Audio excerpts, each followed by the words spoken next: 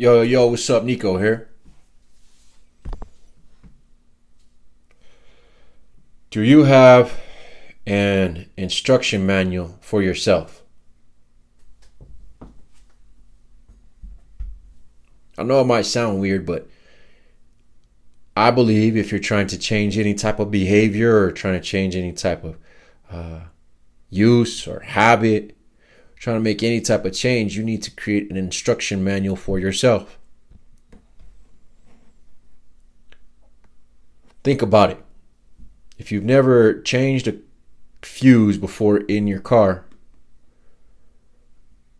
there's an instruction manual on how to do it from someone who kind of built that thing. Now, the people that built you may have given you an instruction manual. That instruction manual says, oh, you can't ever be past this, or you're expected to do more than. When this happens, this is how we respond. It's called parenting. They give you an instruction manual on how you act because they've already gone before you. If you didn't have parents, then you had to learn this instruction manual from those around you.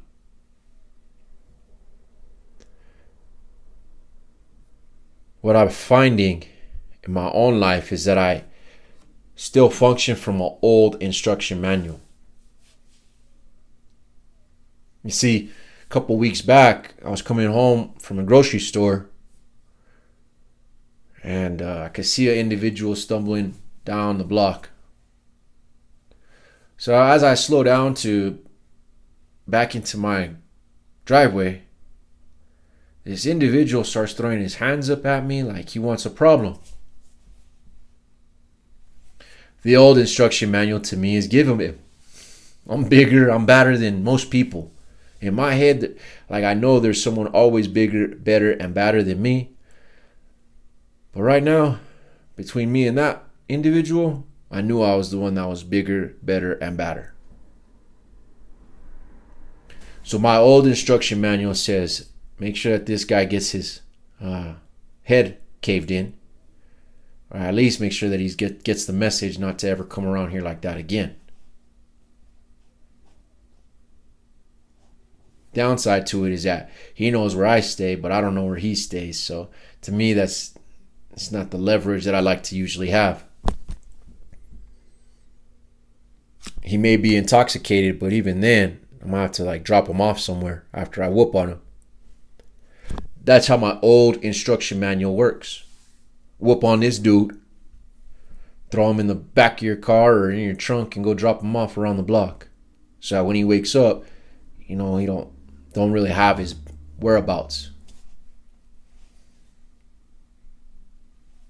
I had to take a moment and tell myself, Nico, that's not your instruction manual anymore. You have a new instruction manual. Your new instruction manual says that as long as they're not in your home, as long as they're not hurting your family, just let it be. It wasn't on my property, it wasn't in my home, and it wasn't hurting my family, so I had to follow my new instruction manual.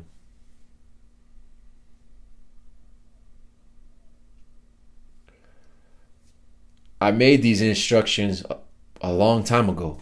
Well, not even a long time ago. I made these instructions after I stopped drinking when I started making changes in my life. I have other instruction manuals that I follow as well. So there's one that I have for conflict. There's one that I have for giving. There's one that I have for work. I got instruction manuals that I follow because if you don't have an instruction manual, you're really not going to know what you need to do. And if you can't think of an instruction manual for yourself based on your own value, morals, and character, self-worth, then start looking for examples around you and start building the instruction manual off of that. There must be somebody around you that you admire. doing something that you want to do, ask them for a few instructions on how to get the first couple steps done.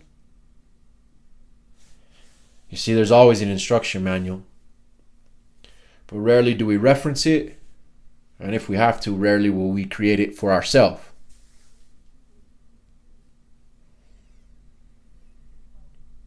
Instruction manuals are important. That's why they come with pretty much everything. Sometimes it gives you instructions on what not to do, and sometimes you get instructions on how to use something. Instruction manuals matter because if you can understand how you're going to act in situations, then you don't really have to use as much energy thinking about the best way to conduct yourself. Figure out an instruction manual for those situations that keep throwing you off, and then follow it.